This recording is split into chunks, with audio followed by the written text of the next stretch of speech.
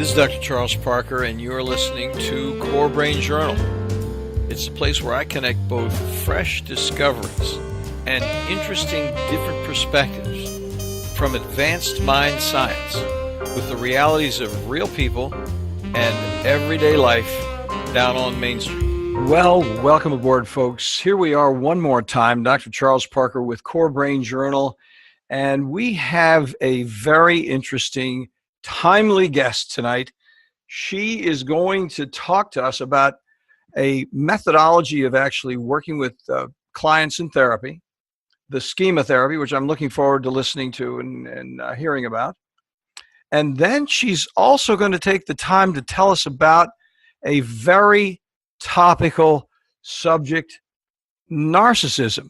And she's not only going to talk about it, she's going to give us some very specific examples of how we personally can disarm the narcissists in our own lives. So, Wendy Behary, thank you so much for joining us. We're looking forward to hearing from you. Hi, nice to be with you, Charles.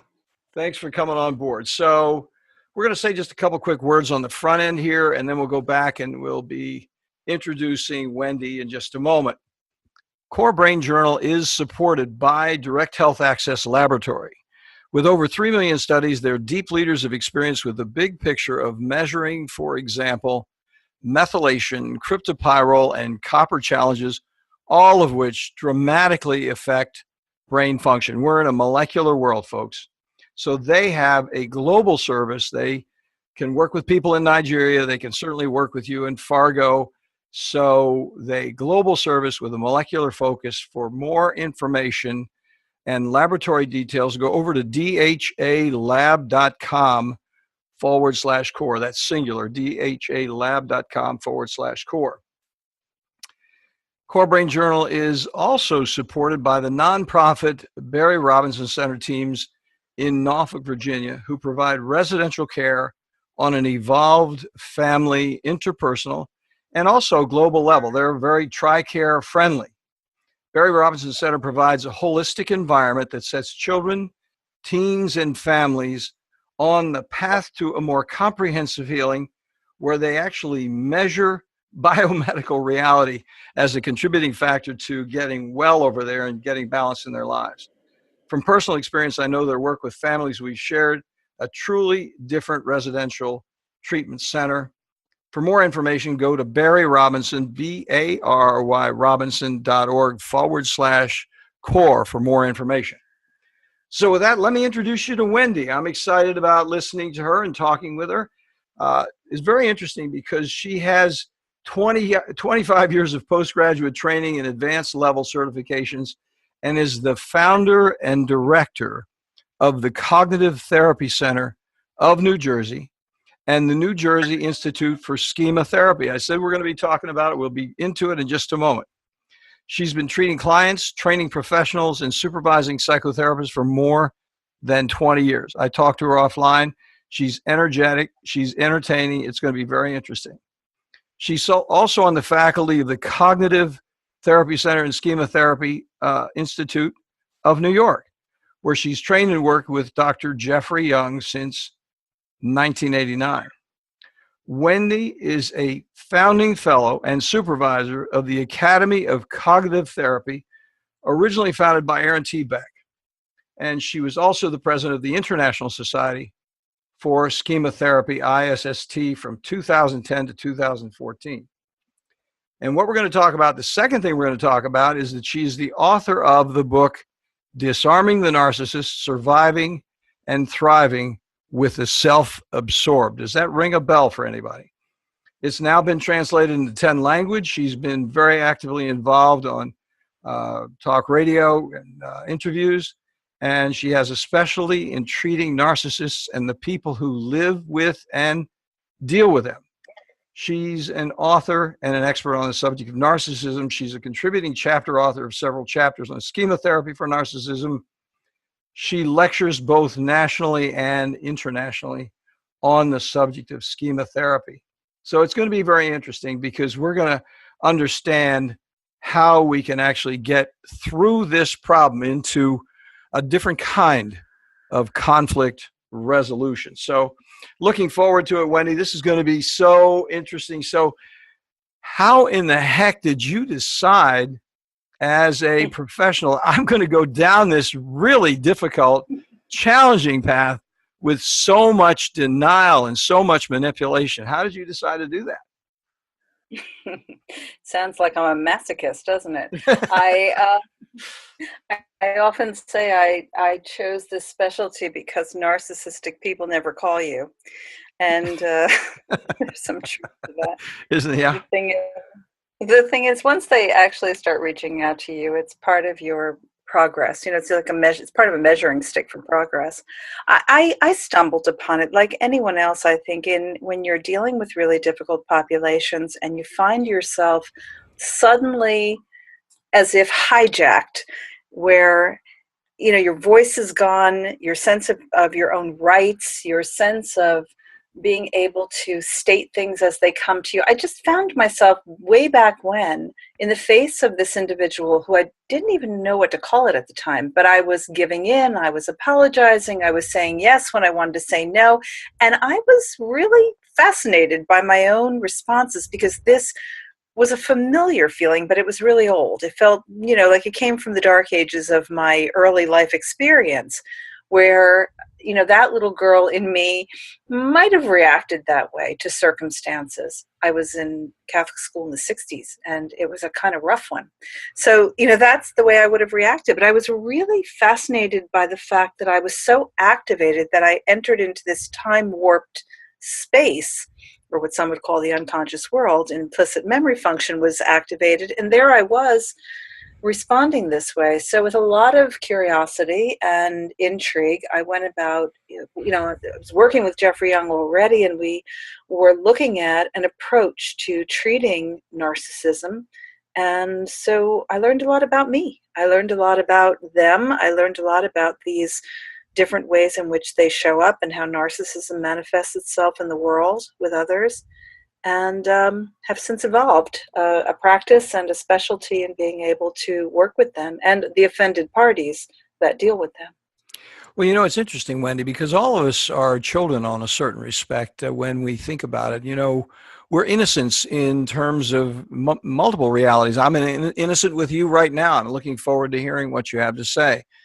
And the issue then would be how we work together if somehow in the process, either I would attempt to infantilize you or you were attempting to infantilize me. We would, in our maturity, understand it and we'd have a reaction to it. But what happens when you're younger, you have to go through those experiences. I know I had them myself. We were talking a little bit about it online. And then you come out the other end and say, hey, that's what that was. But it is a painful journey, because all of us want to really be balanced, love our fellow man, and really try to resolve the conflict without really fully understanding what's going on. Yeah, exactly. And, I think that when you're fortified in this, what I call the healthy, sturdy adult mode. It's a term that's very popular in Schema Therapy because we look at personalities and dimensions or modes. So when I'm sitting in my adult mode and I'm mindfully aware of myself getting triggered, even in a conversation, I could be triggered in this conversation with you, Charles, or you with me. But if there's an awareness of that, then there's also a part of me that it can be attending to that side of myself, meaning I can be protective and aware that this vulnerable aspect of my personality is maybe giving me some important information, or may just be getting tricked by, the usual stuff that happens with the brain when it can't between then and now situations, because something in the system has sort of opened up memory, and we get fooled at times. We forget that I have power now. I have resources now. I don't have to say yes when I want to say no. I have rights too. Because, when we're little, we're so limited in terms of what we can do and how we respond to the universe. So, when we get triggered, it's as if we have forgotten that our feet are on the ground and we have these capacities as adults to be able to react differently, because it feels like, smells like, sounds like, tastes like something from once upon a time.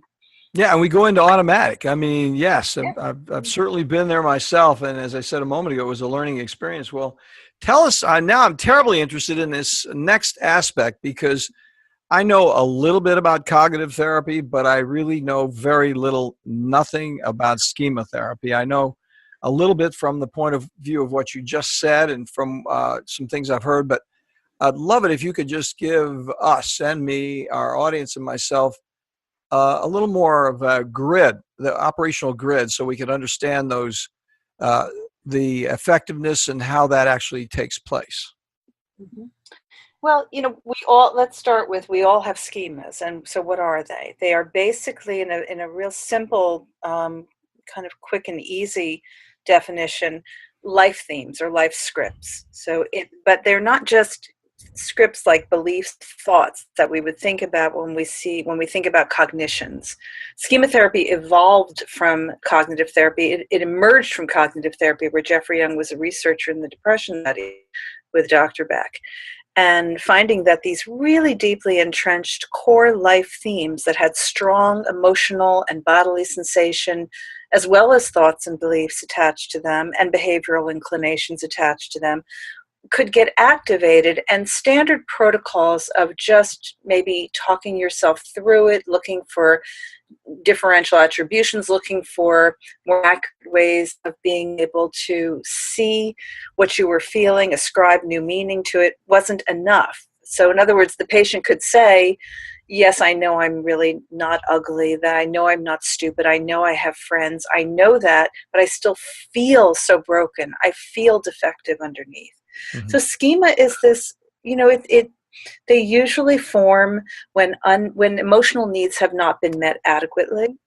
And so we develop these, for example, these life themes that might be something like, I'll use one that's very common with narcissists, these big blustery personalities that are larger than life, highly entertaining, charming, controlling, degrading, demeaning, at the far end of the spectrum, even abusive.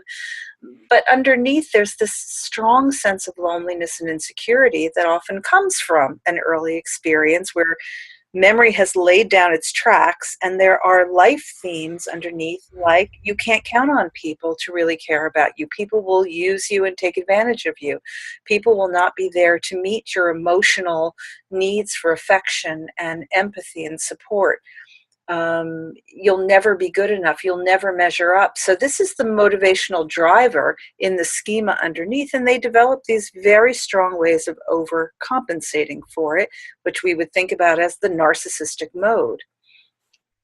Well, you said something there I think was very interesting. And for those of our readers or listeners who are not familiar with cognitive behavioral therapy, what Wendy was talking about there, as she was giving an example, was really techniques that a person would do to understand their imbalances from a cognitive perspective without really dealing with affect. They would rationalize, not in a defensive way, but they would understand in a rational way, hey, that perception of myself is incorrect. Here's the correct perception of myself.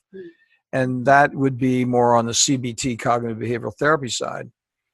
But what Wendy is saying is that schema takes it to a completely different but inclusive level, to include other brain functions like feelings and behavior. And because, the three main brain functions, feeling, thinking, and doing, cognitive behavioral therapy covers one schema. And what happens is, Wendy's telling us schema covers these other levels of appreciation. So how does one actually participate from a client point of view? What would they expect from a schema therapist? Well, they'd expect to be taking a look at their current life challenges and struggles, and getting a sense of how familiar the ways in which they're looking at the world and responding to life events, whether it's relationships or it's work related. I'll try to make this more specific to narcissism. The problems come in are typically voluntary. There's really someone who has insisted they come to therapy, or they're going to lose that relationship, or they're going to lose that job, or they're going to lose their driver's license. Something's at stake, and that's usually what brings them into treatment. So I need to start by getting a sense of all of the different patterns to how do they accept responsibility for the people that they have offended, the rules that they have violated, the breaches that they've caused in contracts with others where trust has been broken.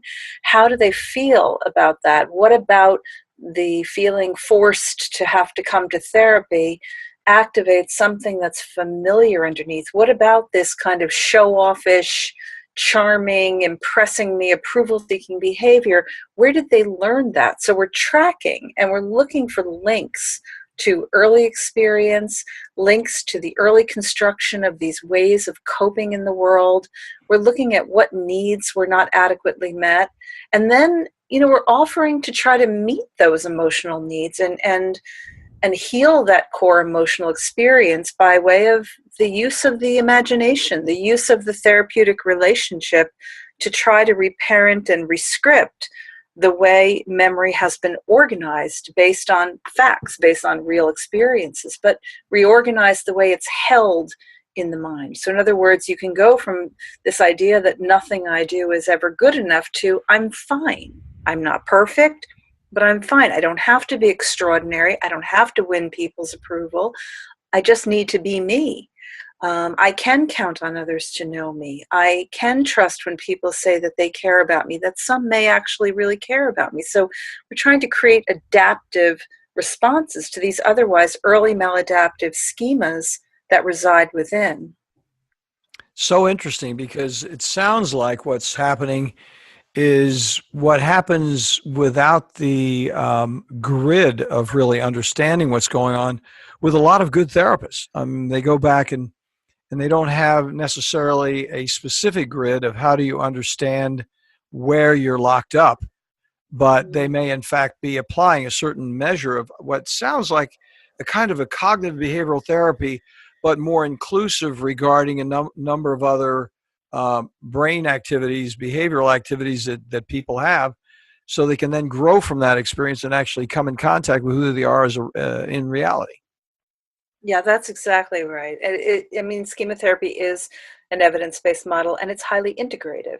So in addition to this very robust conceptualization of each case, meaning understanding the links to early experience, understanding the unmet needs, understanding schemas that have formed as a result of these experiences, looking at the coping styles that coincide with how one reacts to the world, and the internalized, perhaps, voices of a demanding parent or an absent parent, as well as trying to tune in deep to that vulnerable part of oneself that got lost along the way and make some kind of connection. We're trying to access this lonely little child underneath, and to be able to heal those biased ways of experiencing the world vis-a-vis others. So there's a rich conceptualization, and then there's strategies for change, which welcome the use of strategies founded in EFT, for example, and CBT, and in mindful awareness practices. And so we're highly integrative in that regard when it comes to the actual change practice. So please say some more about that. I thought that was interesting because as you just segued right into my next question, I think it's terribly interesting. You just went right down there, because that's what the next question is be. If here's the kind of construct, then what do you do with it? And one of the things, pardon me, that occurs to me as an individual who spent many years of my life studying psychoanalysis was the relative cathartic aspect of psychoanalysis. It wasn't catharsis per se, because Freud threw that out, in the early 1900s. But the idea of releasing an emotion and then learning from it so that it no longer was binding on an unconscious level. But it sounds like you're taking it even further than that, in that the emotion comes up, but it sounds like the therapist, the schema therapist, would then say, here's how you can use it constructively in the relationship, and here's a way to actually perhaps use it to negotiate better with this other individual that you're dealing with. Hmm. Is that Well, true? we look. Yeah, that's kind of true. I mean, what's happening is that once we are able to identify schemas, what you're doing is you're differentiating past experience from current circumstance. Okay. So you get that then now appreciation for what's happening, and this capacity to really embrace that part of yourself who was doing the best that he or she could when they were just a little person. So we're taking this implicit material, we're making it very explicit. We want to pay attention to all bodily systems that alert us to the fact that we've been triggered, many of which are behavioral. Why is my hand dipping into the ice cream? Why am I picking up another glass of wine? Why am I, suddenly scampering onto the internet for hours on end? Why am I showing off in this moment? Why am I trying to impress someone? So we're paying attention to ourselves, because so quickly we end up launched in these coping modes. And then we want to track back and say that, I've been triggered, I've been activated, and then we need a healthy enough voice. So we're trying to expand and enhance this healthy side of the individual to be able to tell the truth, to be able to comfort, to be able to encourage expression of self if that's the missing need, to create stability if that's the missing need, to praise if that's the missing need. So wherever the unmet emotional need lies, we're trying to use the therapy relationship as first, the modeling of what a healthy adult or a good parent would do to care for that little one in the ways that they needed and didn't get adequately. So when people say, well, what are we doing in the past? The past is the past. It's done. We can't change it. And I say, no, you can't change what happened, but you can change the way you hold it in your mind, because just the fact that your father told you that you were never good enough doesn't mean he was right.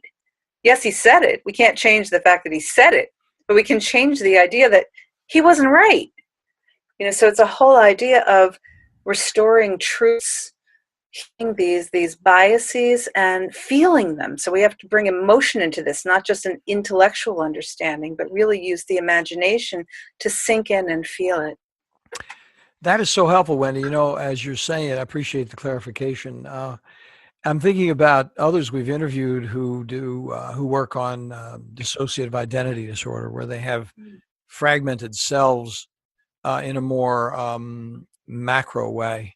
It sounds like what we're dealing with, or what you're dealing with, and you may be using these techniques with dissociative identity disorder, but what you're talking about is kind of a micro nuanced method of self-reintegration with original self-perceptions that were in fact constructive and positive. Mm-hmm. Yeah. I mean, that's a very keen way of looking at it. We do have a modification on our model that has been very successful, at least according to my colleagues who are experts in DID. That's not my area of expertise, but who find it very helpful. But just, the very notion that personality, is multidimensional, that we have, doesn't mean that we're not conscious when we're shifting, but we're not typically conscious of what's at play or what's at stake or what's happening behind the scenes, even though we may be conscious that I'm suddenly in a very angry mode, or I'm suddenly in a very inhibited mode, or I've suddenly gone into this place just wanting to escape. So we sense our movements, but we're not always aware of what's really playing in the scene in the background. And that's what we're trying to make explicit, and that's what we're trying to heal, if you will. Understood. It sounds like another dimension, another way to think about it from my perspective would be that really what you're doing is helping people practice. And the triggering concept is, a trigger is a reality that comes in, a person's having a reaction to that reality. And then the next level is understanding that reality and finding an appropriate adjustment to that triggering reality through practice, through working through whatever trauma occurred and what other discovering that part of the self which has been left unrecognized or diminished through that previous traumatic experience.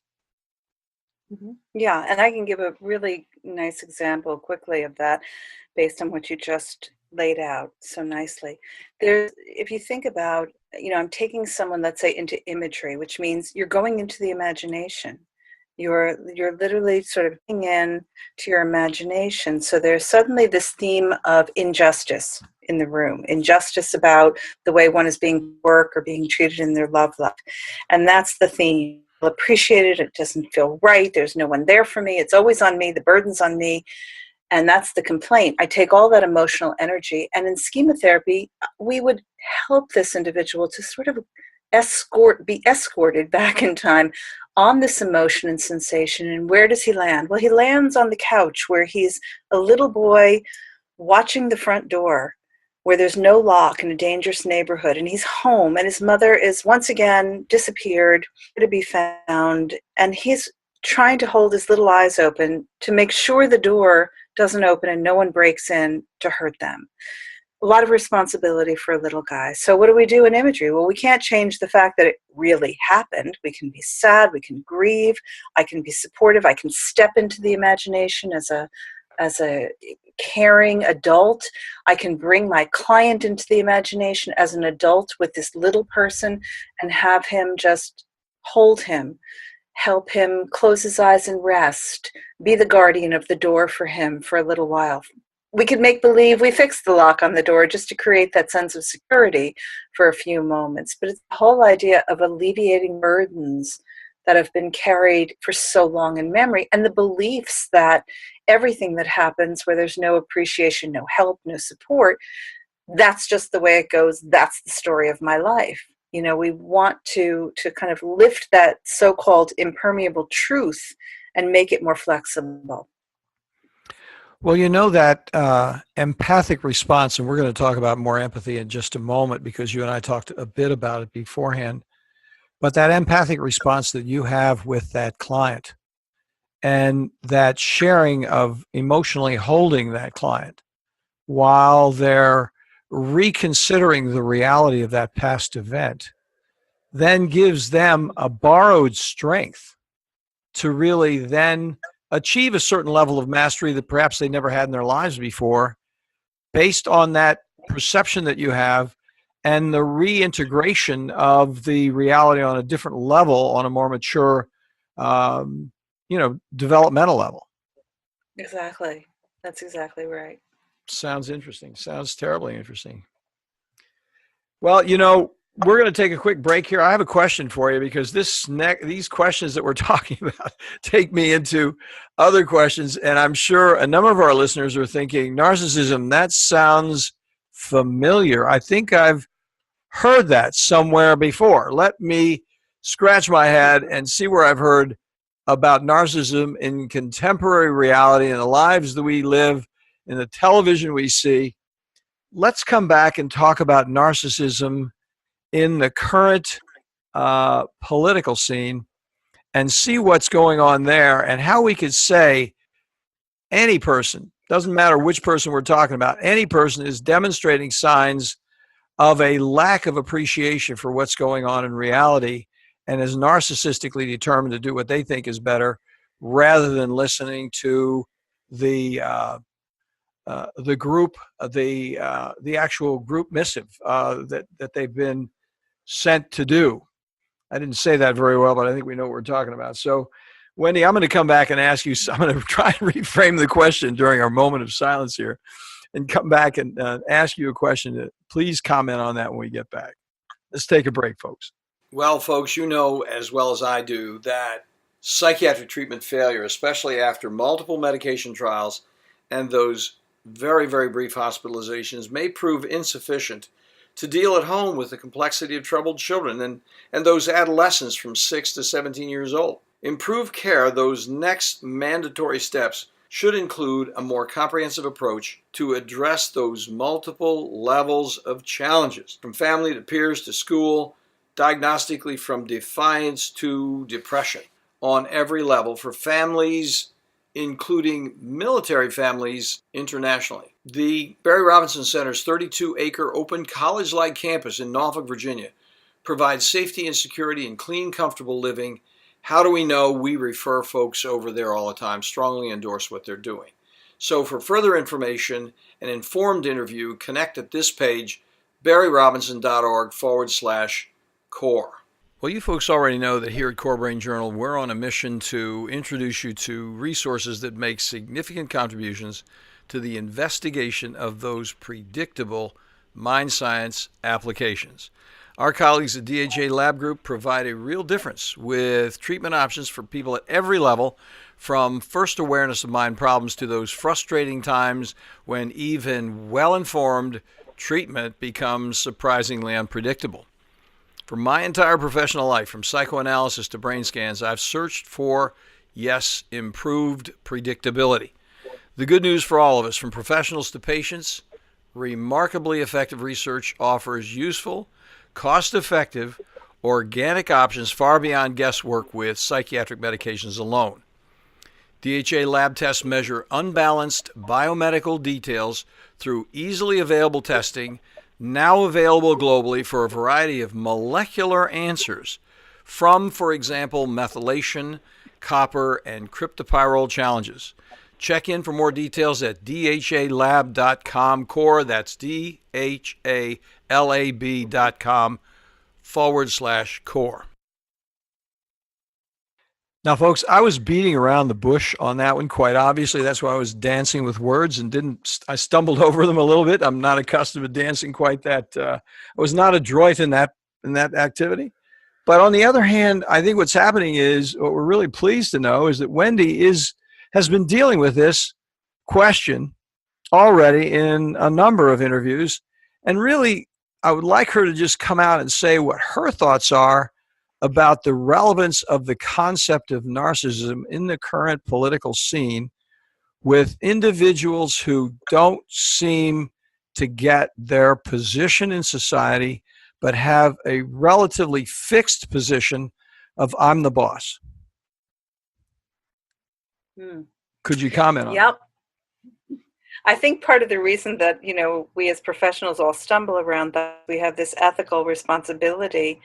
And I think, to some degree, rightfully so, not to diagnose someone who we haven't actually sat with and done a comprehensive evaluation. But then there are those who are just, larger than life, and I think it speaks for itself. So I'll speak from impressions, okay? I can say 25 or so interviews later since the election, I have been asked to speak on the subject of narcissism and the political climate. And so if we think about someone, let's think about someone who is highly self-absorbed, lack of consideration for the impact of their actions on others, self-righteous, needs to be right, controlling, commanding, demeaning, entitled, and oh boy, I could go on and on. But I think this lack of empathy, lack of appreciation for what it feels like to be in the skin of another, how another might be affected, inability to be collaborative because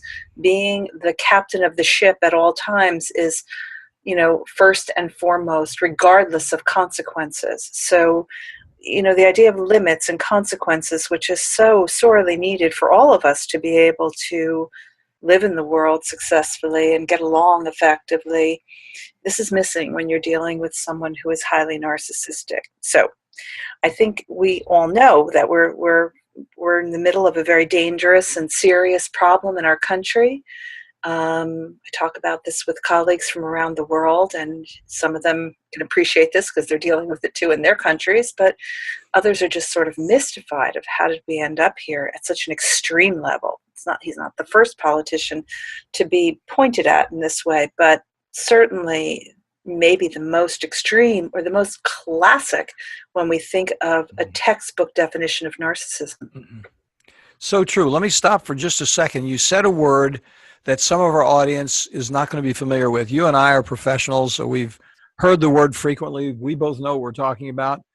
But I think for those of the individuals who are relative innocents regarding psychological language, psychiatric language, let's talk about the word empathy for a second. And how can a person tell whether a person is empathetic or not? What does that empathy thing mean? How does it display itself? What's the mechanism of empathy, if you don't mind?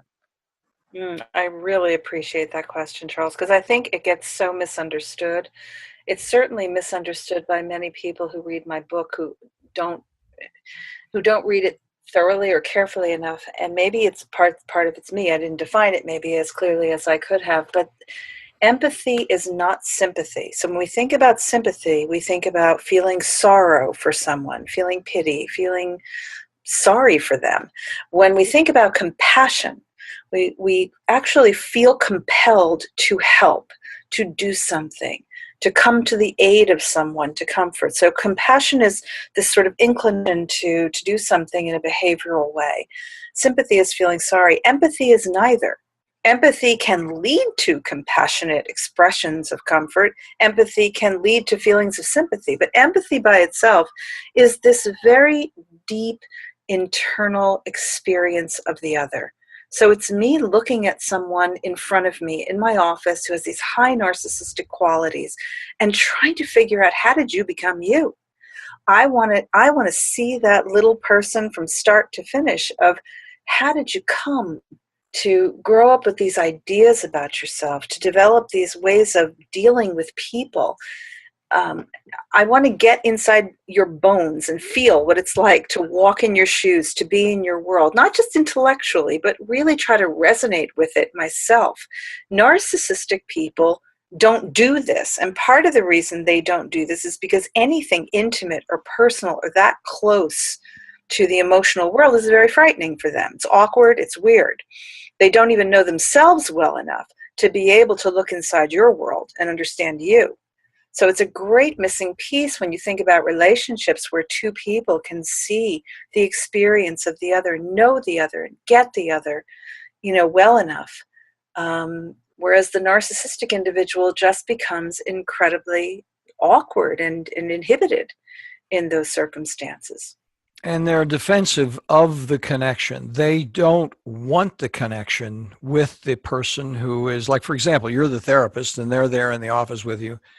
They, on one level, want to somehow feel better, but they don't want to connect with you to do it. They don't want to have you in their being. They don't want you to have a trial identification. They don't want to let you in enough for you to actually feel and perceive what they're feeling. So there's this process of trial identification is really an important one in it, because when we're trying to resolve something, you and I right now are having little trial identifications with each other. I'm listening to you. I'm appreciating what you're saying. I'm getting what you're saying because I'm with you in your mind, really. I've jumped over in your mind temporarily, and then when I'm talking, you're trying to get me and make sure that I'm in synchrony. And of course, you'll correct me if you feel that it's not quite synchronized, then you need a point of clarification with me, because that's the nature of our conversation, is we're having these multiple trial identifications going back and forth. But when you try to work with a person who is narcissistic, I'm just saying this in a different way than the way you said it. I'm just trying to. And I think what happens is that trial identification can't take place from a therapist's point of view. And certainly that trial identification is not at all taking place on the part of a narcissist. They're not going to go over there because they've made their mind up and this is what they're going to do. So there's no reason for them to slip over into the pain, the sorrow, the difficulty, the discomfort, the lack of understanding, whatever it happens to be, of that other person across the room. They're not going to go there. So they don't want you to do that to them. They want to maintain the distance. Yeah, and there's also, to add to that, there's that big shame factor that lives, at the heart of their experience. And they don't want to expose it. They don't want to feel it. It's unbearable. There's a loneliness, there's a shame, there's a sense of being flawed and broken. I mean, narcissists are deeply insecure underneath, and they don't want anyone getting that close to or having them expose that level of insecurity. So engaging in a conversation with you at a level of emotion or intimate, personal sharing is very frightening for them. They don't know that, but it is. I mean, they can also, just distract you just by being very terribly charming, and therapists can fall under the spell quickly or feel so horribly intimidated by them that, they miss the boat completely. It's why most people don't want to treat them. Yeah, what they do is they change. I've had a number of interesting professional relationships with narcissists. And what they're very adept at, which is really entertaining, is they, by their level of intuitive entertainment, they change the subject. So what happens is if you get too close, they'll bring yet another person or another circumstance in and do it in some entertaining way that takes it away from you and me. And Mhm. so then what happens is, and it's funny and it goes off, but they never get down to how they really felt. They'll give you nonverbal cues all day, but they're not going to say what it is. I think many times they don't even know what they're actually feeling, and they're just waiting for somebody to offend them in some overt way so they can take a stand. Otherwise, they don't know what's going on. Exactly. They move right into the bully mode, and anger comes easily, but other emotions do not. Other emotions remain sequestered, and they will distract because it's a way. In schema therapy, we call it the detached self-soothing mode or the detached self-stimulating mode. They look for stimulating opportunities and conversations and storytelling and actions they can engage in that will sort of keep them in a state of distraction, give them a little rush, but keep them disconnected from any painful emotions that might be occurring. Yeah, it's funny because the people that I've met, they'll quickly get into the new car they have or their new Yeah. title. You know, I've Mhm. just been nominated the president of whatever, Timbuktu, and so they're changing, actually changing their persona while they're talking to you in an entertaining way to take you down a different path than the reality that was in the first part of the conversation. Well, I got so interested in what you were saying, Wendy. Tell us more about schema before we wind up here. We have a little more time. Uh, Give me an idea. Do you have how many? How does that whole? I'm trying to think of the number of personalities. I don't really know how to ask the question because I don't really have any idea what I'm talking about. But do you have like 4, 6, 8, 10 schemas that you are operating from in schema therapy that are kind of representational of the nature of the conflict? Well, we have analyzed about 18 early maladaptive schemas. So we have 18. People can have anywhere from 6 to 8 to 10 to 17 out of 18 schemas, depending upon different personality types, personality disorders. Just about everyone has some bundle of schemas that lives inside because it's just our temperament, our experience in the world, getting all of our needs met is a fairly impossible thing. So we may have them living inside of us. That doesn't mean they're active all the time. They may be only active as, like I was describing, under certain conditions where I got triggered as a younger intern in my professional life. And there's places in our lives where we get triggered. Narcissists are notorious for triggering people. So you think you're walking around in the world feeling pretty sturdy and competent, and then all of a sudden, boom, you meet with a narcissist and you can find yourself feeling things that you haven't felt maybe in years. And so schema therapy, we use a really beautiful strategy called empathic confrontation for working with this population. And I'll let you tell me if there's time to talk about Please that. I do. know we're No, it running. sounds terribly interesting. I don't mind. We got 10 more minutes, so we can hit that. Sounds like fun. Well, it's just something I think that the listeners, the readers can think about as something to immediately kind of take home and graft it onto their own practice with narcissism. The reason empathy becomes the golden nugget is because when you understand the makeup of someone with issues of narcissism, you immediately start to free yourself from casting the blame on self, on doubting self, on personalizing these issues. And so when you're free, you can look at this individual who has these issues and say something like, look, I know in your world, here's the empathy, right? I know in your world, getting everything right, attending to all your tasks, things being very precise, it's really important to you. You were actually told that that's what you were supposed to do in order to be a good person. And in fact, you do it amazingly well in your professional life where it counts. But in personal relationships, it has the quality of making people feel hurt. And I'm really kind of tired of it. It Mhm. makes me feel disrespected and it makes me feel put off, like I don't want to be close to you. So as sad as I might be about this relationship coming to an end, it feels inevitable if, you don't get some help or we don't work on this. So there's empathy and there's confrontation.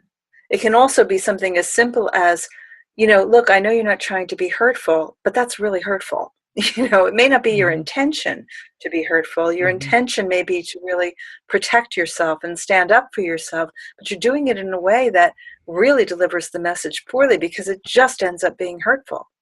So knock it off. It's an empathy that it sort of disposes of all of the typical opportunities for defensive reactions when you see someone for who they are and you're not blaming. So, as a therapist, I'm very typically looking at my narcissistic client and saying, look, it's not your fault, okay? It's not your fault that you're put together this way, that you learned that this is the way the world works. But it's not working for you in your relationships, and it's your responsibility to figure out if you want to jump in here. If you want to team up with me and work on this, that's up to you. I'm not blaming you.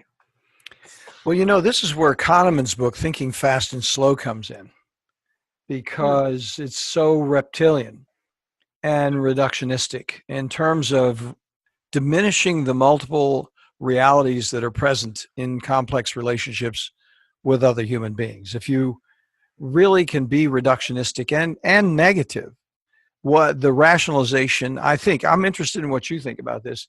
The rationalization for the narcissist is, I'm correcting you and I'm helping you out and you deserve it. You need me to tell you how bad you are. And if I do that effectively, then on some level, I'm helping me out, of course, but there's the possibility I might help you out, you hopeless soul.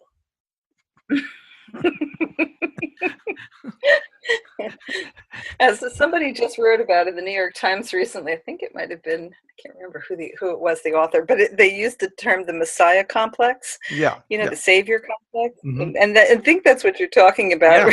Yeah. I'm giggling because you're so spot on, Charles. It's so much about, the narcissist can come across in a way that will slay you. They can slay your soul, but their intention is actually to protect themselves or to look good or to win your approval. And, so it's that whole idea of your message got lost in the delivery.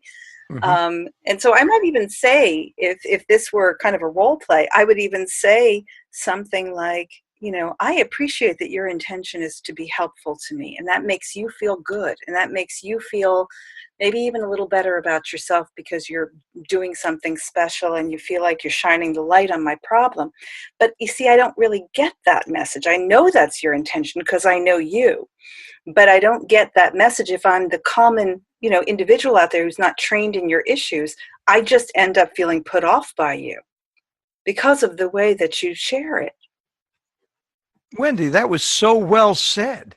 It sounds like you've said that before. No, that was beautiful. I mean, really, that was very empathic and very meaningfully said. I mean, you could see your connection with that, and you're really just putting out a nice red carpet for that person to try to walk down a little closer to you, to get the fact that you really care about them. And I think that's terrific. It was just I care about the suffering part of them underneath, the part that's struggling, that's tripping, that's falling. It's hard to care about the narcissistic part because it's the part that actually hurts them and hurts others. It camouflages the part of them that is suffering. So as a therapist, that's what I'm reaching for underneath. Excellent point of clarification. Great conversation. Wendy, I'm sorry to bring this to a close. This is so interesting. And, folks, we're going to have the link to the book, Disarming the Narcissist, Surviving and Thriving with the Self-Absorbed. Thank you so much, Wendy, for coming on and just giving us, the pieces that you've shared have been so instructive and so helpful. I'm sure a lot of people out there will just really, really appreciate the time with you. And thank you so much. Thank you so much. I enjoyed our conversation immensely. We'll do this again sometime. Good so. You have a good one. Bye-bye now. Yeah. Bye now. Thanks for listening to Core Brain Journal. We're working every day behind the scenes to bring you reports that connect research benches with those street trenches. Here we share the complexity of mind science because, as you know, details really do matter. One of the most pervasive, misunderstood challenges is how commonplace medications, like those written for ADHD, are used so regularly without clear guidelines. If you think you'd like more specifics, take a minute to download my 2-page PDF packed with video links and references on the absolute essentials of how to start ADHD medications. They're easily available at corebrainjournal.com/start. Thanks for listening. Do connect and stay tuned. Together we can make a difference.